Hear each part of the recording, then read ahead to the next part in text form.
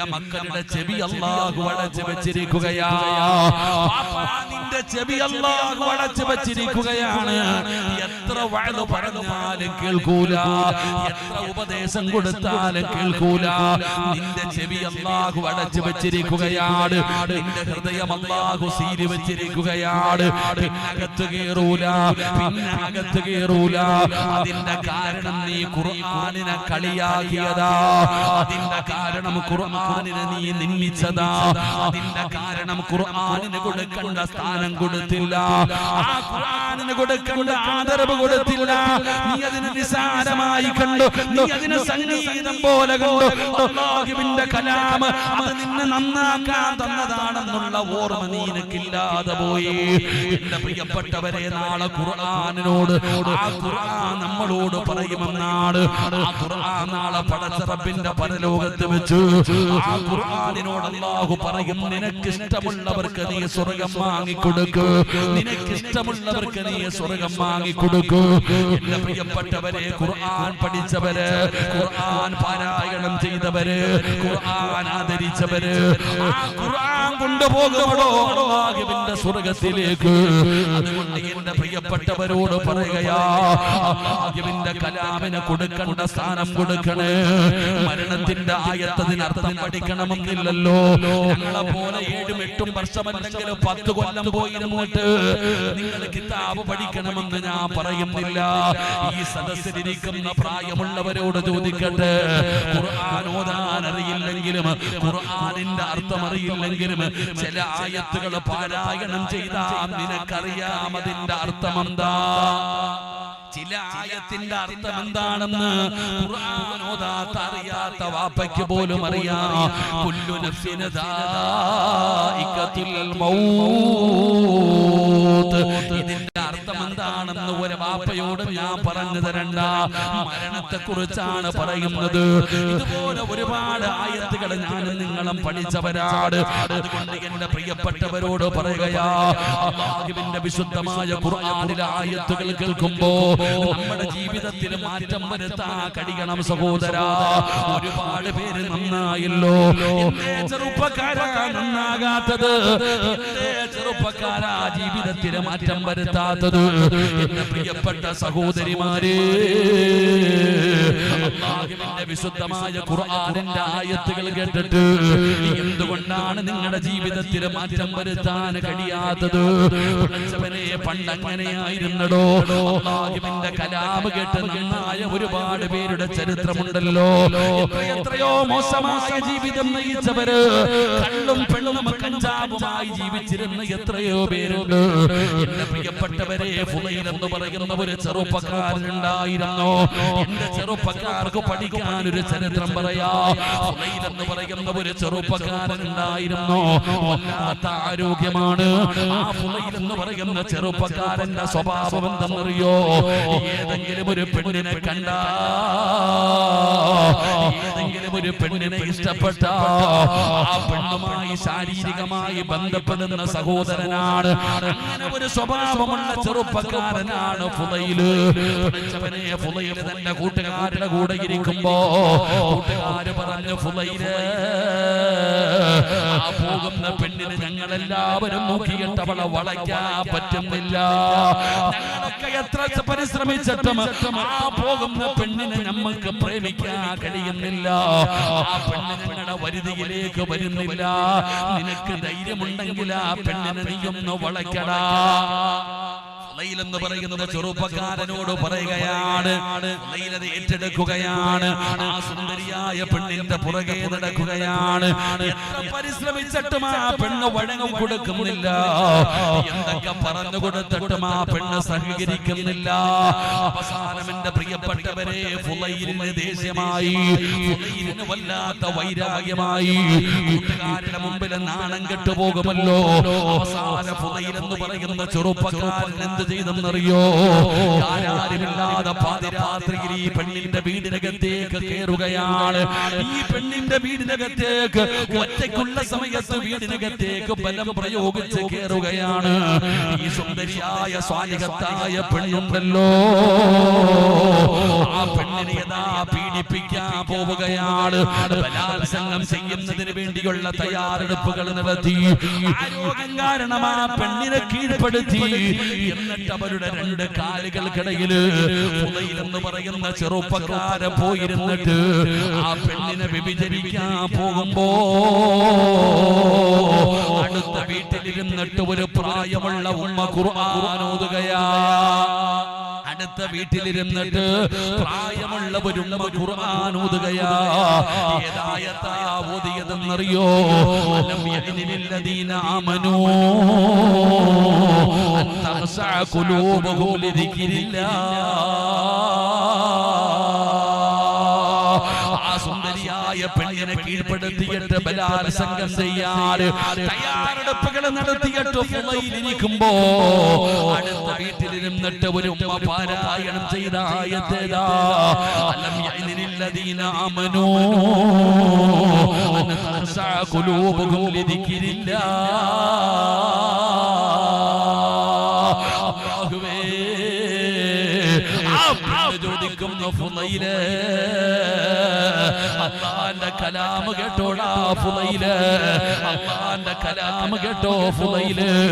നന്നാകാ സമയമായില്ലേ? നിനക്ക് നിർത്താ സമയമായില്ലേ? നിന്റെ സ്വഭാവത്തിൽ മാറ്റം വരുത്താ സമയമായില്ലേ? ഫുദൈൽ എന്ന് പറയുന്ന ചെറുപ്പക്കാരന്റെ കൈകാലുകൾ വിറയ്ക്കുകയാണ്.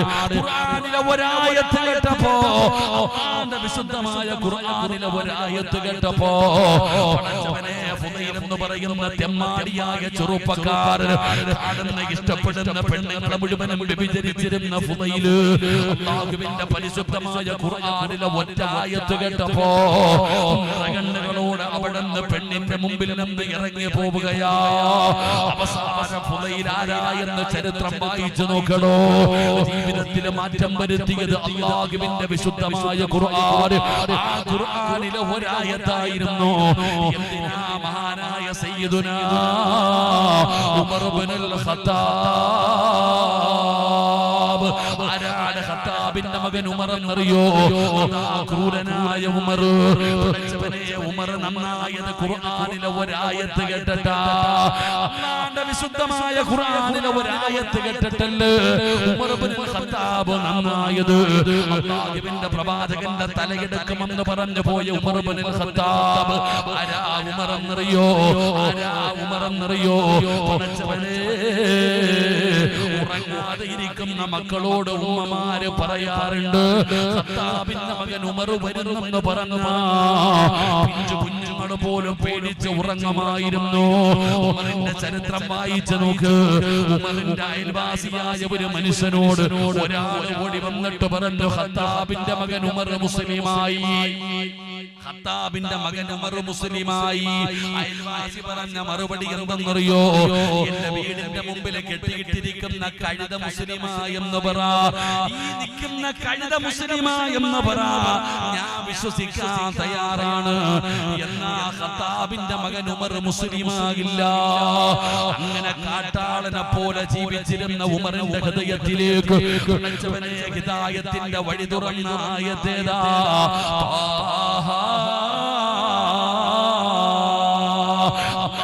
വിശുദ്ധമായ ഖുർആനിലെ സൂറത്ത് ത്വാഹയാണ് ഖത്താബിന്റെ മകൻ ഉമറിന്റെ ജീവിതത്തിൽ മാറ്റം വരുത്തിയതെന്ന് ചരിത്രങ്ങൾ പഠിപ്പിച്ചു തരുമ്പോ ഞാനും നിങ്ങളും ഒന്ന് ചിന്തിക്കണോ? എന്തേ നമുക്ക് മാറ്റം വരുത്താത്തത്? എന്തേ നമുക്ക് മാറ്റം വരാത്തത്?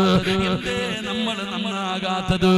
എന്തേ നമ്മുടെ ജീവിതത്തിൽ നമുക്ക് അല്ലാഹുവിനെ ഭയമില്ലാതെ പോയത്? മരണവും ഖബറും നരകവും പരലോകവും മസ്റയും സിറാത്തും മീസാനും ഓർമ്മയില്ലാതെ പോകാനുള്ള കാരണം എന്താ? നമ്മൾ അതിനെ കുറിച്ച് ചിന്തിക്കാറില്ലല്ലോ. ആരെങ്കിലും പറഞ്ഞു തന്നാ ഒരു ചെവിയിലൂടെ കേട്ടും മറു ചെവിയിലൂടെ കളയുകയാ. കളിയാണ്, തമാശയാണ്, നിസാരമാണ്, നിസാരമാണ്. അതിനെ പരിഗണിക്കുന്നില്ല. അറിയുന്നില്ലല്ലോ. അപ്പൊ അല്ലാഹു തന്ന ശിക്ഷ എന്താ? എനിക്കും നിങ്ങൾക്കും തന്ന ശിക്ഷ എന്താ? അല്ലാഹുവിന്റെ കലാമിനെ പരിഗണിക്കാതെ വന്നപ്പോ തന്ന ശിക്ഷ എന്താണ്? വഅദ് കേൾക്കാമെന്നിരിക്കുന്ന കണപാപ്പയോട്, ഈ വഅദ് കേൾക്കാമെന്ന ഉപ്പയോട് ഞാൻ ചോദിക്കട്ടെ, എന്റെ ഉമ്മയോട് ഞാൻ ചോദിക്കട്ടെ, വാപ്പാ നിനക്ക് വീടുണ്ട്, നിനക്ക് കാറുണ്ട്, നിനക്ക് മക്കളുണ്ട്, നിനക്ക് സമ്പത്തുണ്ട്, അല്ലാഹുവേ നിനക്ക് ഭാര്യയുണ്ട്, അല്ലാഹു നിനക്ക് ഒരുപാട് നിഅമത്ത് ചെയ്തു തന്നിട്ടുണ്ട്. വഅദ് കേൾക്കാമെന്ന ഉമ്മ, ധരിക്കാൻ സ്വർണമില്ലേ, കഴിക്കാൻ ഭക്ഷണമില്ലേ, കിടക്കാൻ വീടില്ലേ, നിനക്ക് ഭർത്താവില്ലേ, നിനക്ക് മക്കളില്ലേ, അല്ലാഹു നിനക്കെല്ലാം തന്നല്ലോ, അല്ലാഹു നിങ്ങൾക്കെല്ലാം തന്നല്ലോ. എന്നാ പെങ്ങളെ സമാധാനമുണ്ടോ? എന്റെ ഉപ്പയോട് ചോദിക്കട്ടെ, നിനക്ക് അല്ലാഹു എല്ലാം തന്നിട്ടും നിനക്ക് സമാധാനമുണ്ടോ? ലക്ഷങ്ങളെ ചെലവഴിച്ച് വീട് പണിതിട്ട് ആ വീടിനകത്ത് കിടന്നിട്ട് ഉറക്കം വരുന്നുണ്ടോ? നീ തന്നെ പറയുന്നില്ലേ, മരിച്ചാ മതിയായിരുന്നു പടച്ചവനെ, മരിച്ചാ മതിയായിരുന്നു പടച്ചവന്. അല്ലാഹു എല്ലാം തന്നിട്ടും നീ പറയുന്നല്ലോ. അതിന്റെ കാരണം എന്തേ മനസ്സിലാകാത്തത്? അതിന്റെ കാരണം എന്തേ മനസ്സിലാകാത്തത്? അല്ലാഹു എല്ലാം തന്നിട്ടും മരിക്കാൻ തോന്നുന്നില്ലേ, മരിച്ചാ മതിയെന്ന് ആഗ്രഹിക്കുന്നില്ലേ? അതിന്റെ കാരണം നിനക്കതൊരു ശിക്ഷയാ സഹോദരാ, നിനക്ക് ശിക്ഷയാ സഹോദരാ, നിനക്ക് ശിക്ഷയാ പെങ്ങള്. ഏതിന്റെ ശിക്ഷയെന്നറിയോ? കള്ള് കുടിച്ചതിന്റെ ശിക്ഷയല്ല, വ്യഭിചരിച്ചതിന്റെ ശിക്ഷയല്ല, പലിശ തിന്നതിന്റെ ശിക്ഷയല്ല, ശിർക്ക് ചെയ്തതിന്റെ ശിക്ഷയല്ല, അല്ലാഹുവിനെ നിന്ദിച്ചതിന്റെ ശിക്ഷയല്ല, നിസ്കരിക്കാത്തതിന്റെ ശിക്ഷയല്ല. പിന്നെ ഏതിന്റെ ശിക്ഷയെന്നറിയുമോ? അല്ലാഹുവിന്റെ കലാമിനെ പരിഗണിക്കാത്തതിന് അല്ലാഹു നിനക്ക് തന്ന ശിക്ഷയാ. ഞാൻ വെറുതെ പറഞ്ഞതല്ല, ഞാൻ വെറുതെ പറഞ്ഞതല്ല, അല്ലാഹുവിന്റെ വിശുദ്ധമായ ഖുർആൻ തന്നെ പറയുകയാ. സിറാജ് ചുമ്മാതെ കയ്യിൽ നിന്ന് പറഞ്ഞതല്ല, ഇത് അല്ലാഹു നിനക്ക് തന്ന ശിക്ഷയാണ്. അതിന്റെ കാരണം ഖുർആനിനെ പരിഗണിക്കാത്തതാണ്. ഇതാര് പറഞ്ഞതെന്നറിയുമോ? വമൻ അറള അൻ ദിക്രി ഫഇന്ന ലഹു മഈശതൻ ലൻകാ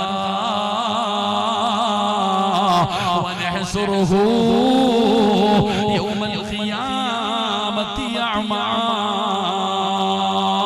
ഖാല റബ്ബി ലിമ ഹസർതനി അഅമാ വഖദ് കുന്തു ബസീറാ ഖാല കദാലിക അതതുക ആയാതുനാ ഫനസീതഹാ വകദാലിക اليوم തുൻസാ. വന്നിരിക്കുന്ന ആൾക്കാരോട് പൈസ ഉണ്ടോ, കാറുണ്ടോ, വീടുണ്ടോ, ഭാര്യയുണ്ടോ, മക്കളുണ്ടോ, കച്ചവടമുണ്ടോ, അല്ലാഹു നിനക്കെല്ലാം തന്നു, എന്നാ സമാധാനമുണ്ടോ? സമാധാനമുണ്ടോ? നീ തന്നെ പറയുന്നില്ലേ, ഇതെന്ത് ജീവിതമല്ല, ഇതെന്ത് ജീവിതമല്ല. സ്വർണമുണ്ട്, പർദ്ദയുണ്ട്, കാറുണ്ട്, വീടുണ്ട്, ഭർത്താവുണ്ട്, മക്കളുണ്ട്, എല്ലാം അല്ലാഹു നിനക്ക് തന്നു. എന്നിട്ട് നിനക്ക് എന്ത് സമാധാനമുള്ള ജീവിതമില്ലാത്തത്? അതിന്റെ കാരണം നീ ഖുർആനിനെ പരിഗണിക്കാത്തതാ. അല്ലാഹു പറയുകയാ, വമൻ അറള അൻ ദിക്രി ഫഇന്ന ലഹു മഈശതൻ ലൻകാ. ഒന്ന് അല്ലാഹു നിന്റെ കച്ചവടം, നിന്റെ ബിസിനസ് സർവ്വതും അല്ലാഹു തകർത്ത് കളയും. നിന്റെ ജീവിതം അല്ലാഹു തകർക്കും. അല്ലാഹുവിന്റെ വിശുദ്ധമായ ഖുർആൻ ആ കലാമിന് കൊടുക്കേണ്ട സ്ഥാനവും മഹത്വവും കൊടുക്കാതെ വരുമ്പോ നീ സമാധാനത്തോടെ ജീവിക്കണ്ട, നീ സമാധാനത്തോടെ ജീവിക്കണ്ട. നിന്റെ ജീവിതം കഴിഞ്ഞു, നിനക്ക് സന്തോഷമുള്ള ഒരു ജീവിതം അല്ലാഹു തരില്ല. കാരണം നീ ഖുർആനിനെ അവഗണിച്ചവനാ, അല്ലാഹുവിന്റെ ഖുർആനിനെ നിസ്സാരമാക്കിയവനാ. സന്തോഷമുള്ള ജീവിതം ജീവിതം അല്ലാഹു തരില്ല വാപ്പ നിനക്ക്. നിനക്കൊരിക്കലും സന്തോഷവും സമാധാനവുമുള്ള ഒരു ജീവിതം അല്ലാഹു നിനക്ക് തരില്ല. ഇത് അല്ലാഹു ദുനിയാവിൽ തരുന്ന ശിക്ഷ. വമൻ അഅറദ അൻ ദിക്രി ഫഇന്ന ലഹു മഈശതൻ ദൻകാ. തീരുവോ? തീരില്ല. ദുനിയാവിൽ തീർന്നോ? തീരില്ല. അല്ലാഹു പറയുകയാണ് പിന്നെ നിനക്ക് അല്ലാഹു തരുന്ന ശിക്ഷ നിന്റെ ദുനിയാവ് പോയി. ഇവിടെ കിടന്ന് നരകിച്ച് നിന്റെ ജീവിതം ഈമാനില്ലാതെ നഷ്ടപ്പെടുകയാണ്. ഈമാനില്ലാതെ മരിച്ചുപോയി പെങ്ങള്, ഈമാനില്ലാതെ മരിച്ചുപോയി പെങ്ങള്. എന്നാൽ അല്ലാഹു തരുന്ന രണ്ടാമത്തെ ശിക്ഷ എന്താ? ഖാല റബ്ബി ലിമ ഹസറതനി അഅമാ. പടച്ചവനെ ഇസ്രാഫീൽ എന്ന് പറയുന്ന മലക്ക് സൂറത്ത് പറയുന്ന കാഹളത്തിന് രണ്ടാമത് ഊതുമ്പോ പള്ളിപ്പറമ്പിലെ ഖബറിനകത്ത് നിന്ന് എഴുന്നേറ്റ് വരുന്ന ഒരു ദിവസമുണ്ടല്ലോ. പട്ടിയുടെയും പന്നിയുടെയും കഴുതയുടെയും പേപ്പട്ടിയുടെയും നടന്നു വരുന്നവർ, ഇഴഞ്ഞു വരുന്നവർ, മുഖത്ത് മാംസമില്ലാത്തവർ, കുഷ്ഠരോഗികളെ പോലെ വരുന്നവർ, മലതാരങ്ങളിൽ കുടികുത്തി വെച്ച് വരുന്നവർ, മുഖമലയോളം വലിപ്പമുള്ള വയറ് വലിച്ചു കൊണ്ടുവരുന്നവർ, എടുത്തു നാറിയവരെ പോലെ പടച്ചറപ്പിന്റെ കോടതിയിലേക്ക് ജനങ്ങൾ കടന്നു വരുന്ന ദിവസമുണ്ടല്ലോ. അല്ലാഹുവിന്റെ വിശുദ്ധമായ ഖുർആൻ പറയുകയാണ്, അല്ലാഹുവിന്റെ ഖുർആനിനെ കളിയാക്കുന്നവനുണ്ടല്ലോ, അതിനെ അവഗണിക്കുന്നവനുണ്ടല്ലോ, അതിനെ സാരമായി കാണുന്നവനുണ്ടല്ലോ. അവൻ നാളെ ഖബറിനകത്ത് നിന്ന് എഴുന്നേറ്റ് വരുമ്പോ അവന്റെ കണ്ണ് കാണൂല, അവന്റെ കണ്ണ് കാണൂല, അവന്റെ ചെവി കേൾക്കൂല. അന്ധനെ പോലെ വരികയാണ് അല്ലാഹുവിന്റെ കോടതിയിലേക്ക്. ഖബറിനകത്ത് നിന്ന് എഴുന്നേറ്റ് വരുമ്പോ തപ്പിത്തടന്നവനെ പോലെ, കണ്ണ് കാണാത്തവനെ പോലെ എഴുന്നേൽക്കുകയാണ്. നീ തന്നെ അല്ലാഹുവോട് ചോദിക്കുകയാ, നീ തന്നെ അല്ലാഹുവോട് ചോദിക്കുകയാ, അല റബ്ബി ലിമ ഹസറതനി അഅമാ വഖദ് കുന്തു ബസീറാ. അല്ലാഹുവേ എനിക്ക് കണ്ണ് കാണുമായിരുന്നല്ലോ അല്ലാ, എനിക്ക് ചെവി കേൾക്കുമായിരുന്നല്ലോ അല്ലാ, ദുനിയാവിലൊരു കുഴപ്പവുമില്ലായിരുന്നല്ലോ റബ്ബേ. എന്നാൽ ഇന്ന് കണ്ണ് കാണുന്നില്ല അല്ലാ, ഇന്ന് ചെവി കേൾക്കുന്നില്ല അല്ലാ. എനിക്കെന്തു പറ്റി പടച്ചവന്, എനിക്കെന്തു പറ്റി പടച്ചവന്? അല്ലാഹു പറയുകയാ, കാലകദാലിക അത്തതുക ആയാതുനാ ഫനസീതഹാ വകദാലിക അൽയൗമ തുൻസാ.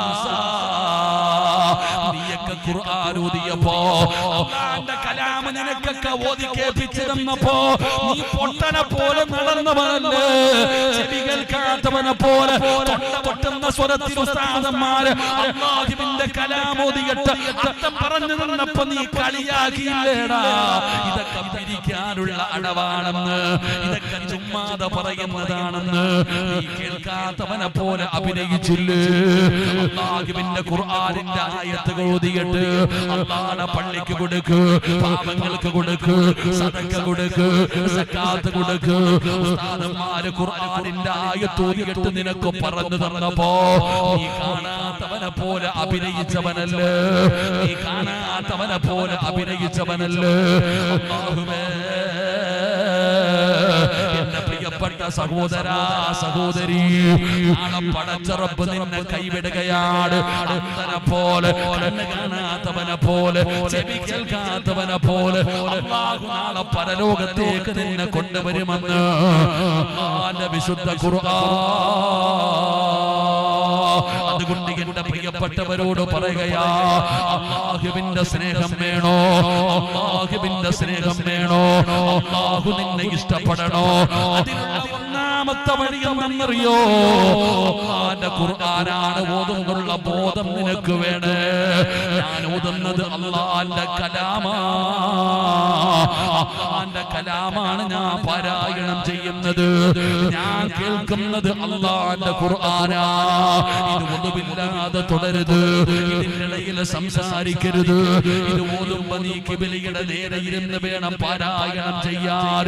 ഇത് അല്ലാഹുവിന്റെ കലാമാണ് എന്ന ചിന്തയോടെ, എന്ന ബഹുമാനത്തോടെ നീ ഖുർആൻ കേൾക്കുകയും പാരായണം ചെയ്യുകയും ചെയ്താ നിനക്ക് അല്ലാഹുവിന്റെ സ്നേഹം ലഭിക്കുമെന്ന് ആദരവായ പ്രവാചകൻ നബി മുഹമ്മദ് മുസ്തഫ ഖുർആൻ ഓതുമ്പോ നീ ഖുർആൻ പാരായണം ചെയ്യുമ്പോ അർത്ഥമൊന്നും അറിയില്ലെങ്കിലും നീ ചിന്തിക്കണം, ഇത് അള്ളാന്റെ കലാമാണ് ഞാൻ ഓതുന്നത്. ഇത് ഒന്നുമില്ലാതെ തുടരുത്, ഇത് ഒന്നുമില്ലാതെ തുടരുത്. നിങ്ങൾ നോക്കിക്കേ, ഒന്നുമില്ലാതെ കുട്ടികൾക്ക് ഖുർആൻ തൊടാൻ ഒന്നുമില്ലാതെ കുട്ടികൾക്ക് തൊട്ടൂടെ? കുട്ടികൾക്ക് തൊട്ടൂടെ? പരമനുഷ്യന്മാരെ തൊട്ടൂടെ? എപ്പോ? അതിന്റെ ഉത്തരം കൂടെ പറയടോ. കുട്ടികൾക്ക് ഖുർആൻ തൊടാം എപ്പോ? പഠിക്കുന്ന സമയത്ത്, അങ്ങനെ പഠനത്തിന്റെ സമയത്ത്. ഞാനൊരു വീട്ടിൽ ചെന്നു, ഖുർആൻ ഉണ്ടോ? ഉമ്മ ഉടനെ പറയും എടുത്തോണ്ട് പാടാൻ പോയി ഖുർആൻ. ഒന്നുമില്ലാതെ ഓടിച്ചെന്നു ഖുർആൻ. അപ്പോഴല്ല, പഠിക്കുന്ന കുട്ടികൾക്ക് പഠിക്കാൻ വേണ്ടി ഖുർആൻ ഒന്നുമില്ലാതെ എടുക്കാം. അത്രയും സൂക്ഷ്മത പുലർത്തണം. എന്തിനാ? മഹത്തുക്കളായ ഇമാം ഗസാലി തങ്ങളെ പോലെയുള്ള വലിയ തസൗഫിന്റെ പണ്ഡിതന്മാര് പറയുന്നത് ഖുർആൻ പഠിച്ചവനെ തൊടണമെങ്കിൽ ഒന്നും കൊടുക്കണമെന്നാണ്. അള്ളാന്റെ ഖുർആൻ മുഴുവനും പഠിച്ച ഒരു ഹാഫിദ്, ആ ഹാഫിദിനെ തൊടണമെങ്കിൽ ഒന്നും കൊടുക്കണം. കാരണം അവൻ ഹൃദയത്തിൽ ഖുർആൻ ചുമക്കുന്നവനാ. അല്ലാഹു ഈമാൻ തരുമാറാകട്ടെ. അല്ലാഹു ഈമാൻ തരുമാറാകട്ടെ. അല്ലാഹു നമ്മുടെ മക്കളെ ഹാഫിദീങ്ങളാക്കി തരുമാറാകട്ടെ. അതുകൊണ്ട് ഞാൻ പറയുന്നത്, ഖുർആൻ ഓതുന്ന സമയത്ത് എന്ത് ചെയ്യണം? ഇത് അള്ളാന്റെ കലാമാണെന്നുള്ള ഏറ്റവും കുറഞ്ഞ ബോധമെങ്കിലും ഉണ്ടാകണം. അള്ളാന്റെ ഖുർആൻ ഇന്ന് വണ്ടിയിലൊക്കെ കയറി കഴിഞ്ഞാൽ ഞാൻ എപ്പോഴും എന്റെ കൂടെ വരുന്ന എന്റെ ഡ്രൈവറായി വരുന്ന പയ്യനോട് പറയും, അവൻ രാവിലെ വണ്ടിക്കകത്ത് കയറിയ ഖുർആൻ അങ്ങോട്ടിടും, മൊബൈലിൽ ഖുർആൻ ഇടും, എന്നിട്ട് ഫോൺ വരുമ്പോ ഇടയിൽ സംസാരിക്കും. ഞാൻ പറയും ഇത് ഓഫാക്കി വെക്കും. കാരണം ഇത് അള്ളാന്റെ ഖുർആനാ. അതിനെ ആദരിക്കണം, അതിനെ ബഹുമാനിക്കണം. ചുമ്മാതെ ഇട്ടിട്ടുള്ള സംസാരം അത് പാടില്ല. അള്ളാഹുവിന്റെ കലാമിനെ പരിഗണിക്കണം. പരിഗണിച്ചില്ലെങ്കിൽ നിന്നെ അള്ളാഹു പരിഗണിക്കത്തില്ല. അള്ളാഹു കാത്തിരക്ഷിക്കുമാറാകട്ടെ. അള്ളാഹു കാത്തിരക്ഷിക്കുമാറാകട്ടെ. ഖുർആനിലെ ഒരു ആയത്തെങ്കിലും കാണാതെ പിടിച്ചവരല്ലേ, ഒരു സൂറത്തെങ്കിലും കാണാതെ പിടിച്ചവരല്ലേ? നിനക്ക് ഇന്ന് വരെ തോന്നിയിട്ടുണ്ടോ അതൊന്ന് ഓതിയെടുക്കാൻ? അള്ളാഹുവെ, ഞാൻ പഠിച്ച ഒരു സൂറത്ത്, ആ സൂറത്ത് നബിതങ്ങൾ പറഞ്ഞതറിയോ? ഉയരമുള്ള സ്ഥലത്ത് നിന്നൊരു കല്ലെടുത്ത് താഴേക്കിട്ടാൽ അത് താഴെ വന്ന് വീഴുന്ന അത്രയും എളുപ്പത്തിൽ നരകത്തിൽ പോകും. ഖുർആൻ പഠിച്ചിട്ട് മറന്ന. അള്ളാഹു കാക്കുമാറാകട്ടെ. നീ പഠിക്കാൻ ആഗ്രഹമുള്ളവൻ വിചാരിക്കും, പഠിച്ചവനെ ഇത്രയും വലിയ ശിക്ഷയാണെങ്കിൽ പഠിക്കണ്ടെന്ന്. അങ്ങനെ വിചാരിക്കരുത്. കാരണം ഖുർആൻ എല്ലാവർക്കും പഠിക്കാൻ പറ്റൂല. അത് അള്ളാഹ് ഇഷ്ടപ്പെടണം. എന്താ ഉസ്താദ്, പിരിവിന് സമയമായോ?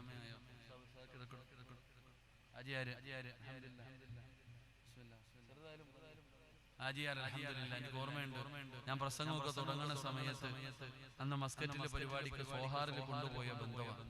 അൽഹംദുലില്ലാഹ്, വീടൊക്കെ ഓപ്പൺ ആയ സമയത്ത് ഞാൻ വന്നിട്ടുണ്ടായിരുന്നു. ഇന്നും വർഷങ്ങൾക്ക് ശേഷം, എനിക്ക് തോന്നുന്നു ഒരു 10 വർഷങ്ങളായിട്ടുണ്ട്.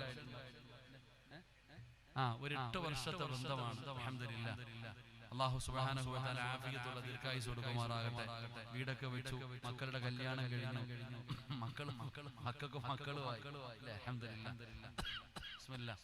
അല്ലാഹു ആഫിയത്തുള്ള ദീർഘായുസ്സ് നൽകുമാറാകട്ടെ. സദഖ വിപത്തുകളെ തട്ടിമാറ്റും.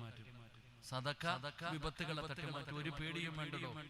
ഏത് മാരക രോഗത്തെയും നിങ്ങൾക്കറിയോ, ഞാൻ പറഞ്ഞത്, ഏത് മാരകമായ രോഗത്തെയും സദഖ തട്ടിമാറ്റും. വരാനിരിക്കുന്ന വിപത്തുകൾ നിങ്ങൾ നോക്കിക്കേ. എന്റെ ഉമ്മ, അല്ലാഹു ആഫിയത്തുള്ള ദീർഘായുസ്സ് കൊടുക്കുമാറാകട്ടെ, എന്റെ ഉമ്മായിക്ക് 2 ദിവസം മുമ്പ്, ഒരാഴ്ച മുമ്പ് ഹോസ്പിറ്റലിൽ പോയി ടെസ്റ്റ് ചെയ്ത് നോക്കിയപ്പോ ഉമ്മയുടെ ക്രിയാറ്റിൻ 10 ആയി. എന്റെ ഉമ്മയുടെ ക്രിയാറ്റിൻ കിഡ്നിക്ക് പ്രയാസമായിട്ട് 10 അടുത്തിരിക്കുക, 9 സംതിങ് ആയി. ഒരടയാളവുമില്ല. ഡോക്ടർ അത്ഭുതത്തോടു കൂടി ചോദിക്കുന്നു, ഡയാലിസിസ് ചെയ്യേണ്ട സമയം കഴിഞ്ഞല്ലോ, ഉമ്മായിക്ക് എന്തെങ്കിലും ബുദ്ധിമുട്ടുണ്ടോ? അൽഹംദുലില്ലാഹ്, അല്ലാഹുവിന്റെ വലിയ അനുഗ്രഹം. ഞാൻ ഇന്നലെ പോയപ്പോൾ ഉമ്മാനോട് ചോദിച്ചു, നിങ്ങൾക്ക് വല്ലതും ഉണ്ടോ? എനിക്കൊന്നുമില്ല മോനെ, ദുആ ചെയ്താൽ മതി. ഇവിടെ എത്ര വലിയ മാരകമായ രോഗവും, അത് കിഡ്നി രോഗവുമായി ബന്ധപ്പെടുന്നവർക്കറിയാം. 10 എന്ന് പറഞ്ഞാൽ അത് എത്ര ഏറ്റവും കൂടുതലാണ്. ഇപ്പൊ നമ്മൾ ചെയ്യുന്ന നന്മകൾ, നമ്മൾ ചെയ്യുന്ന സദഖകൾ, അല്ലാഹു ആഫിയത്തുള്ള ദീർഘായുസ്സ് കൊടുക്കുമാറാകട്ടെ. ആമീൻ പറയടോ. നിങ്ങൾ എന്താ എന്റെ ഉമ്മയുടെ കാര്യം പറഞ്ഞിട്ട് ദുആയ്ക്ക് ഒരു ആമീൻ പറയാത്തെ? 6 മക്കളെ, 6 ഉസ്താദന്മാരെ പ്രസവിച്ച ഉമ്മയാ. അല്ലാഹു ആ പാപത്തിന് ആഫിയത്തുള്ള ദീർഘായുസ്സ് കൊടുക്കുമാറാകട്ടെ. അല്ലാഹു ഉമ്മയുടെ രോഗങ്ങളൊക്കെ അല്ലാഹു മാറ്റി കൊടുക്കുമാറാകട്ടെ. നമ്മുടെ ഉമ്മമാരുടെയൊക്കെ പ്രയാസങ്ങൾ അല്ലാഹു മാറ്റി കൊടുക്കുമാറാകട്ടെ. എടോ, ഏത് രോഗത്തിനും മരുന്നുണ്ടോ? ഞാൻ പറഞ്ഞതല്ല, നബിതങ്ങൾ പറഞ്ഞതല്ലേ. അള്ളാന് ചില അടിമകളുണ്ട്. ആ അടിമകൾക്ക് രോഗം വന്നാ അവര് സദഖ കൊടുത്തിട്ട് ചികിത്സിക്കും. അള്ളാഹിന് ചില അടിമകളുണ്ടെങ്കിൽ അതിന് ഏറ്റവും വലിയ തെളിവാണ് ബാബാജി. സദക്ക കൊടുത്തിട്ട് ചികിത്സിക്കും, മരുന്നൊക്കെ പിന്നെ സദക്ക കൊടുത്തിട്ട് ചികിത്സിക്കുന്ന ചില അടിമകൾ അള്ളാഹുവിനുണ്ട്. അള്ളാഹു അക്കൂട്ടത്തിൽ നമ്മൾ പെടുത്തുമാറാകട്ടെ. മനസ്സറിഞ്ഞിട്ട് കൊടുക്കൽ അൽഹംദുലില്ലാഹ്. ഇത്രയും മുതഅല്ലിമീങ്ങളൊക്കെ ഇരിക്കുന്ന മജ്ലിസ് അല്ലേ, അള്ളാഹു നമ്മുടെ മജ്ലിസ് പരിപൂർണമായി സ്വീകരിക്കുമാറാകട്ടെ.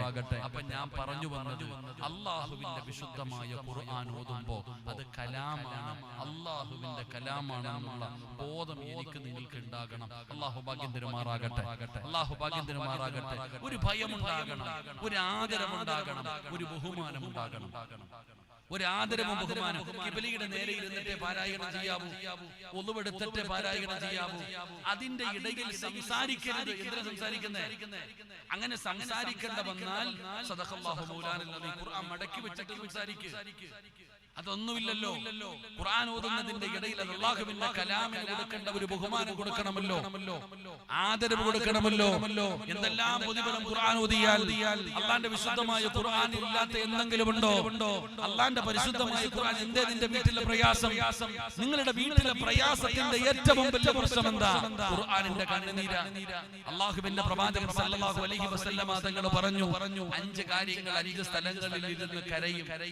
5 കാര്യങ്ങൾ 5 സ്ഥലങ്ങളിൽ ഇരുന്ന് കരയും. ആ കണ്ണുനീര് നല്ലതല്ല. അല്ലാഹുവിന്റെ വിശുദ്ധമായ ഖുർആൻ, ആ പരിശുദ്ധമായ ഖുർആൻ ഒരു വീടിനകത്തുണ്ട്. ആ വീട്ടുകാര് ഖുർആൻ പാരായണം ചെയ്യുന്നില്ലെങ്കിൽ ലക്ഷങ്ങൾ ചെലവഴിച്ചു, കോടികൾ ചെലവഴിച്ചു വീട് വെച്ചവര് നിന്റെ വീട്ടിലെ സമാധാനമില്ലാത്തത്? അതിന്റെ കാരണം നീ ഖുർആൻ പാരായണം ചെയ്യാറുണ്ടോ? നിന്റെ ഭാര്യമാര് ചെയ്യാറുണ്ടോ? അല്ലാഹുവിന്റെ പരിശുദ്ധമായ ഖുർആൻ ഒരു വീടിനകത്ത് പാരായണം ചെയ്യാതെ വന്നാ ഖുർആൻ തേങ്ങും വാപ്പാ, ഖുർആൻ കരയും ഉമ്മ. അല്ലാഹുവിന്റെ വിശുദ്ധമായ ഖുർആനിന്റെ കണ്ണുനീര് നിന്റെ വീടിനകത്ത് വീണാൽ എങ്ങനെ രക്ഷപ്പെടാനാ? എങ്ങനെ സമാധാനമുണ്ടാകാനാ? എങ്ങനെ സന്തോഷമുണ്ടാകാനാ? എങ്ങനെ ബർക്കത്തുണ്ടാകാനാ? എങ്ങനെയാണ് റഹ്മത്തിന്റെ മാലാഖമാർ ഇറങ്ങി വരുന്നത്? എന്നാ പണ്ടത്തെ നിന്റെ വീടിനെ കുറിച്ച് ചിന്തിക്കൂ. പട്ടിണിയും പരിവട്ടവുമായി ജീവിച്ചിരുന്ന നിന്റെ ബാപ്പയും ഉമ്മയും ജീവിച്ചിരുന്ന വീടുണ്ടല്ലോ, അവിടെ എസി ഇല്ല, ഡബിൾ കോട്ട് കട്ടിലില്ല, ഒന്നുമില്ലാത്ത ഓടിട്ട വീട്.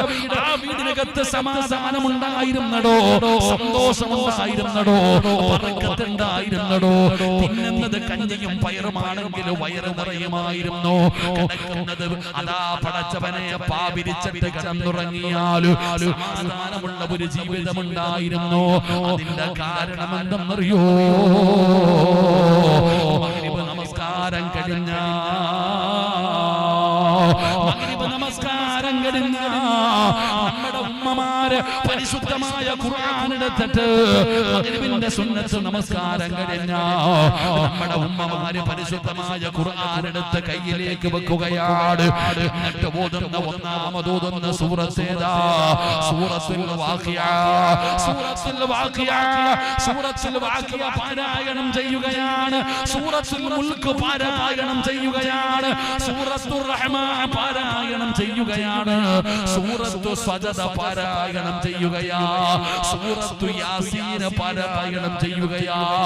മഗ്രിബിന്റെ ഇശാഇന്റെ ഇടയില്, മഗ്രിബിന്റെയും ഇശാഇന്റെയും ഇടയില് നമ്മുടെ ഉമ്മമാര് 5 സൂറത്തുകൾ പാരായണം ചെയ്യും. നിനക്കറിയുമോ അതിന്റെ മഹത്വം എന്താണെന്ന്? ഈ 5 സൂറത്തിന്റെ മഹത്വം എന്താണെന്ന് നിനക്കറിയുമോ? ഇദാ വഖഅത്തിൽ വാഖിഅ ലൈസ ലിവഖഅതിഹാ കാദിബാ. സൂറത്തുൽ വാഖിഅ എന്ന് പറയുന്ന 2.25 പേജുള്ള സൂറത്തിന്റെ മഹത്വം നിനക്കറിയോ? എന്റെ പ്രിയപ്പെട്ട ഉപ്പമാര്, ഈ മക്കളെ കെട്ടിക്കാനല്ലേ കഷ്ടപ്പെടുന്നത്, മക്കളെ വളർത്താനല്ലേ കഷ്ടപ്പെടുന്നത്, ദാരിദ്ര്യത്തെ ഭയന്നിട്ടല്ലേ രാവും പകലും നീ കിടന്ന് കഷ്ടപ്പെടുന്നത്, ദാരിദ്ര്യം വരുമെന്നുള്ള ഭയം കൊണ്ട് ജീവിക്കുന്നവര്, പെൺമക്കളെ കെട്ടിക്കാൻ സങ്കടപ്പെടുന്നവര്, അല്ലാഹുവിന്റെ വിശുദ്ധമായ ഖുർആൻ സൂറത്തുൽ വാഖിഅ നിനക്കതിന്റെ അർത്ഥം അറിയുമോ? അല്ലാഹുവിന്റെ പ്രവാചകൻ പറഞ്ഞു, സ്വഹാബ, ഏത് വീട്ടിലാണോ സൂറത്തുൽ വാഖിയ പാരായണം ചെയ്യുന്നത്? മഗ്രിബിന്റെ ഇശാഇന്റെ ഇടയിൽ ഏത് വീട്ടിലാണോ സൂറത്തുൽ വാഖിയ പാരായണം ചെയ്യുന്നത്, ആ വീട്ടിൽ അല്ലാഹു ദാരിദ്ര്യം കൊടുക്കില്ല എന്ന് ആദരവായ പ്രവാചകൻ നബി മുഹമ്മദ് മുസ്തഫ സല്ലല്ലാഹു അലൈഹി വസല്ലമ തങ്ങൾ പറയുകയാ, പിരിവെടുക്കണ്ട വാപ്പാ, മക്കളെ കെട്ടിക്കാൻ എന്ത് ചെയ്യുമെന്ന് സങ്കടപ്പെടണ്ട, പലിശക്കെടുക്കണ്ട, നീ ലോണെടുക്കണ്ട, ഹറാമിന്റെ വഴി തേടണ്ട. നിന്റെ പെമ്മക്കളോട് നിനക്ക് പറയാൻ കഴിയുമോ സൂറത്തുൽ വാഖിയ പാരായണം ചെയ്യാറ്? ഏതെങ്കിലും ഒരു വീടിനകത്ത് സൂറത്തുൽ വാഖിയ പാരായണം ചെയ്താ അല്ലാഹു ആ വീട്ടിന് ദാരിദ്ര്യം കൊടുക്കില്ല എന്ന് നബി മുഹമ്മദ് മുസ്തഫ സല്ലല്ലാഹു അലൈഹി വസല്ലമ തങ്ങൾ പറയുമ്പോ, പടച്ചവനെ ഉമ്മ ഓതുന്ന രണ്ടാമത്തെ സൂറത്ത് ഏതാ? അർ-റഹ്മാനു അല്ലമൽ ഖുർആൻ ഖലഖൽ ഇൻസാന അല്ലമഹുൽ ബയാൻ. ഈ സൂറത്തിന്റെ പ്രത്യേകത എന്തെന്നറിയോ? ഈ സൂറത്തിന്റെ പ്രത്യേകത എന്തെന്നറിയുമോ?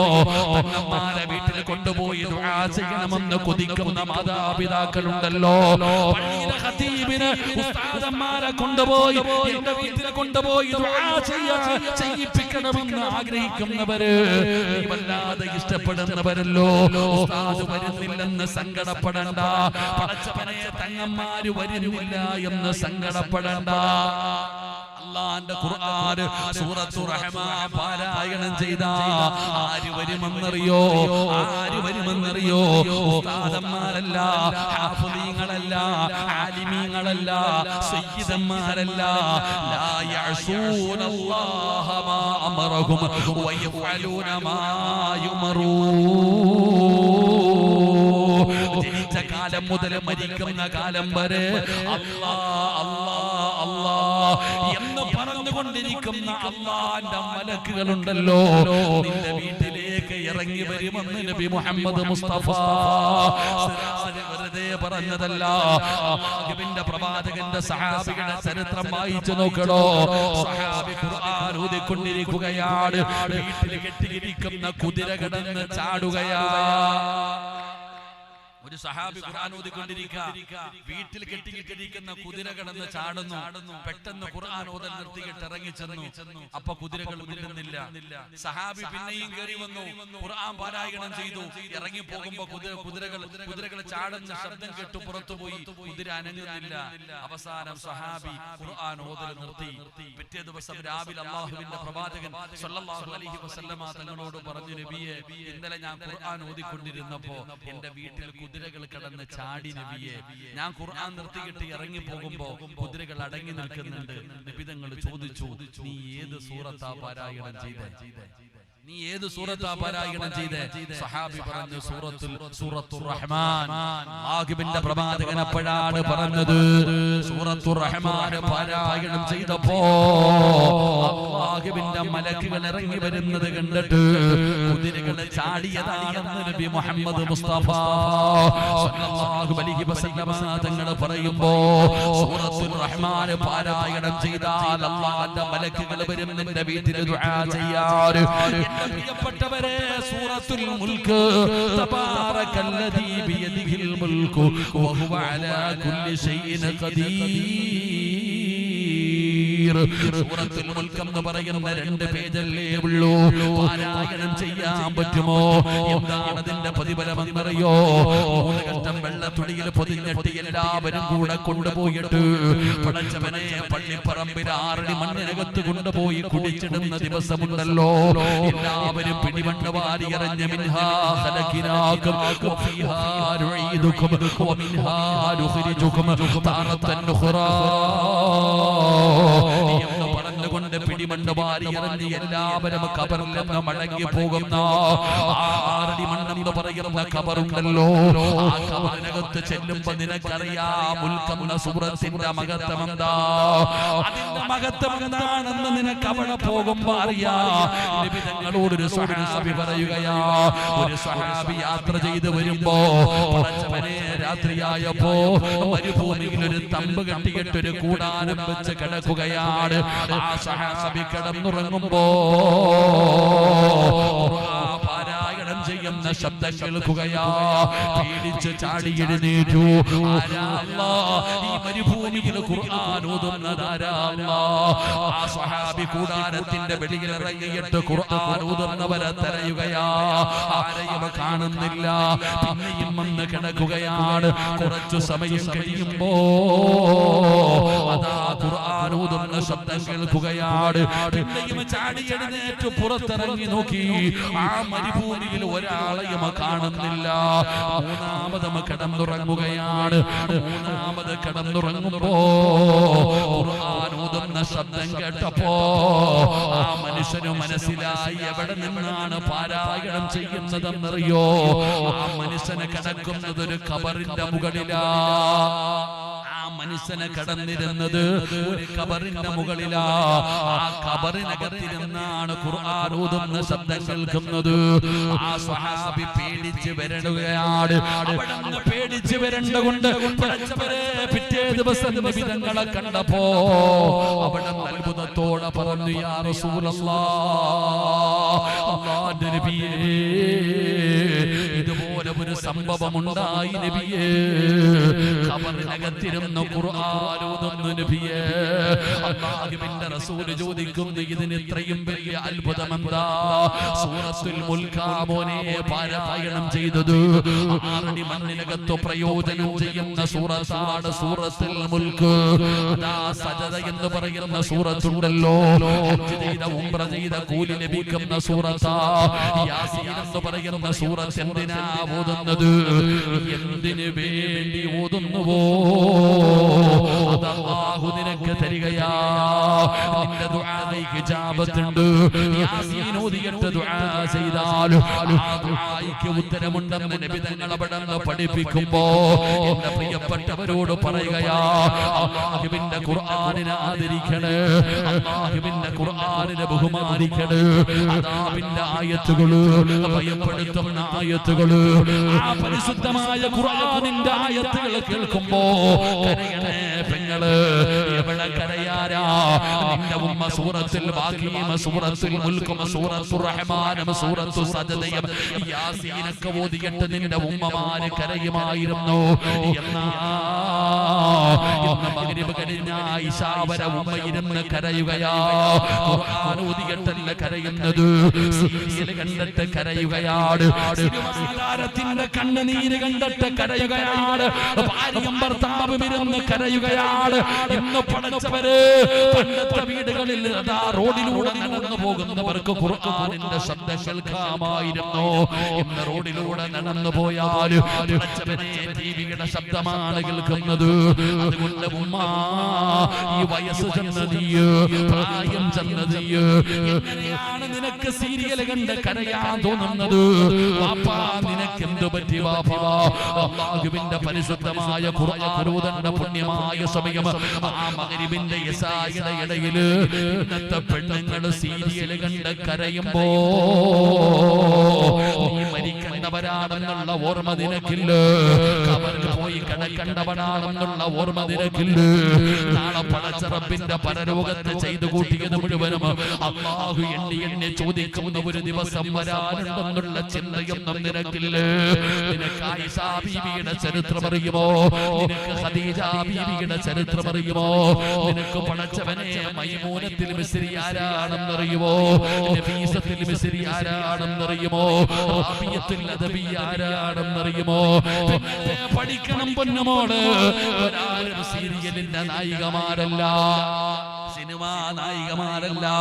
ഇവരാണ് നിന്റെ ജീവിതത്തിലെ നായികമാരാകേണ്ടത്. ഇവരുടെ ചരിത്രമാണ് നീ കണ്ടുപിടിക്കേണ്ടത്.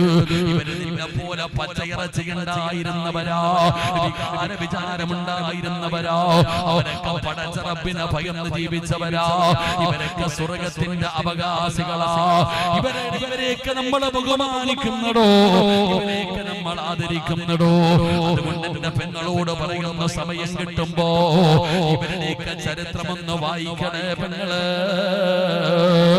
അതുകൊണ്ട് ഈ സദസ്സിലിരിക്കുന്നവരോട് പറയുകയാ, നിങ്ങൾ അല്ലാഹുവിന്റെ വിശുദ്ധമായ ഖുർആൻ, ആ ഖുർആനിനെ നിങ്ങൾ ആദരിക്കണേ, അതിനെ നിങ്ങൾ ബഹുമാനിക്കണേ, അതിനെ നിങ്ങൾ പരിഗണിക്കണേ.